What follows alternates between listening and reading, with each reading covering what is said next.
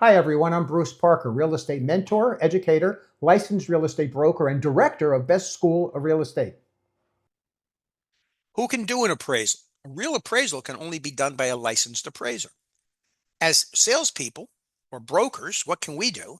We can do brokers' price opinions or comparative market analysis, CMAs.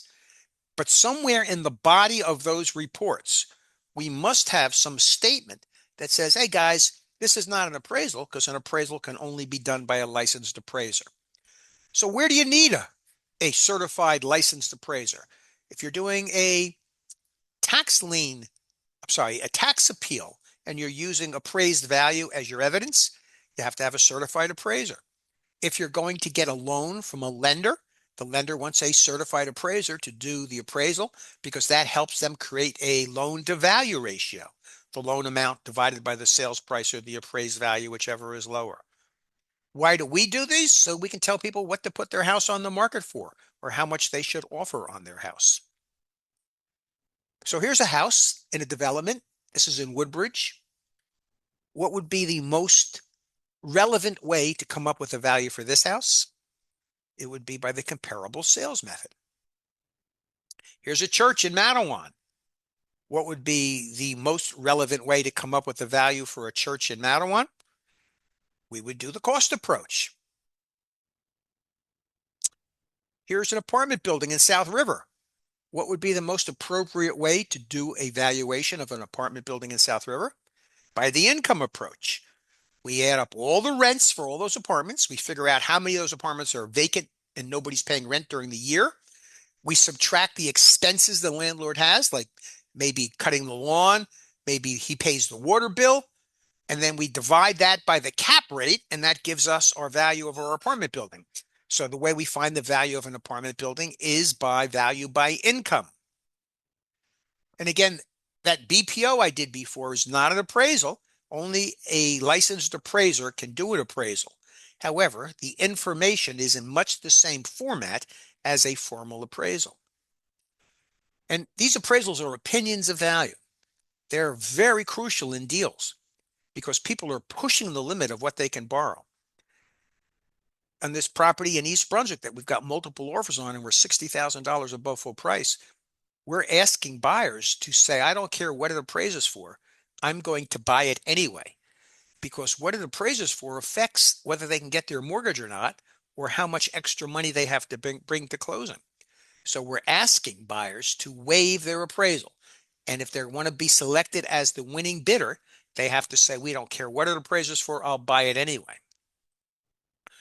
Now, here's one of my favorite stories with appraisals. I used to have an office in South Amboy. I had 4 offices at one time. COVID, I had to close them all down because nobody was coming to the office. Why have 4 offices? So this was an office I had in South Amboy, not in this building, but I had an office in South Amboy. And this building here, I had listed for sale. And my joke is that downstairs on the left was Jones Bible store, and downstairs on the right was a shoe repair place. So you could get your soul saved here no matter what, either the sole on your shoe or your immortal soul, depending which store you went into. This had those 2 stores downstairs and then 4 apartments upstairs. Okay, so here is our rent roll. By the way, how do we find the value for this? Value by income. Here's our rent roll. Store 1,000, store 1,000, apartment, each 800. So our total rent was 62,400. Now we're going to figure out what our NOI is by subtracting our taxes, our electric bill, our insurance. We had an oil bill. And why? Because there was only one heating system in this building, and all of the units were hooked up to that one heating system. At that time, the cap rate that people expected to get when they bought a property was 7%. So we were going to use a 7% cap rate. So using this rent and these expenses, you notice we didn't take vacancy factors into consideration because I'm trying to make this not too complicated. But using all those numbers, we came up with a value of $567,142. Income of $62,400, expenses of $22,700. That gave us an NOI of $39,700. our cap rate at 7%. So we take the 39,700 divided by 7%, and our value is 567,142. Now I had this listed at 625. Nobody was making offers. Why? Because everybody can do the math. So I came up with this idea one night driving home, and the picture is not really representative, but because it's picture was taken in July, but I was driving home in February and all of these windows were still open. Now, why were all of the windows open in February? Because there was only one thermostat in the building, and the thermostat was down here in the Bible store, Jones' store. Jones, an old lady, like I'm an old man, she was an old lady. What do old ladies do with thermostats? They push them way up because they got to be really warm. And so it was so warm in this building that in the middle of the winter, the people upstairs would open their windows. Okay, so that gave me an idea. How about we go to each of the tenants and we say, would you let me reduce your rent by $50 a month? They all said, hey, yeah, sure, you can reduce my rent. But I said, here's what we're going to do, though. We're going to remove that oil heat. So we'll take out the big oil tank, no more $9,000 oil bill. And we're going to put in heat pumps in each unit. What a heat pump is, if you've ever gone to a hotel or motel, they've got that unit that's underneath the window that does both air conditioning and heat.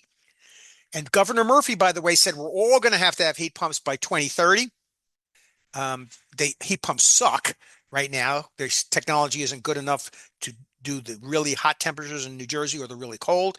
But Governor Murphy says we're going to have them. But anyway, I came up and I said, how about we do heat pumps in every unit? They were $5,000 per unit times 6 units. It was going to cost us $30,000 to do the heat pumps.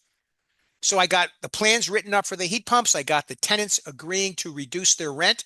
But now the tenants were going to have to pay their own heat, right? Remember before that oil heater paid their heat? Now the tenants were going to have to pay their own heat. But on the other hand, now they had a unit that would do air conditioning. So we'll go back to the building again. Here it is, July. You see nobody's got air conditioning units because they're all too poor to have air conditioning units. Now their units are going to be air conditioned. So they were really happy with that. Okay, so we removed the oil heat. We put in heat pumps that were going to cost $30,000. We didn't put them in though. We just got plans and we got the tenants to agree to reduce their rent. Now look at our income. Look at our value by income. Our income went down. We went down to $58,800, but our expenses went way down. Our expenses now are $13,700. That means our NOI is $45,100. So if we take the $45,100 and divide it by 0.07, the same cap rate, we come up with a value of $644. That's higher than the $625 I had it listed for. So we went to the people who were putting in offers and we said, why don't you pay the $625 we're asking, but we'll give you a $30,000 credit. That brought our price down to $595, but we'll give you a $30,000 credit. And you know that the building could be worth $644 if you do these repairs, and here's the money to do it. Right? So again, they said, sure, we'll buy it.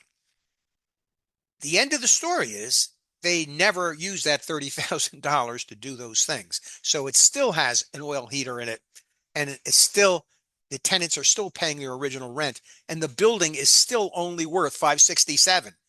But we could have made it worth $644 by doing these things. So that's how you can use these numbers to maximize how much your building is worth. Easy way to reduce to increase your value on your building. Easy ways to raise income, to raise rent. Another easy way is to cut expenses. Another easy way is to get cheaper money, to get money that's a less of an interest rate.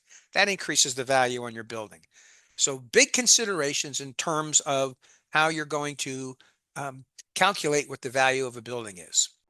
Thanks for watching. Make sure to like, share, and subscribe. And don't forget to hit the bell icon so you can get notified of what's new.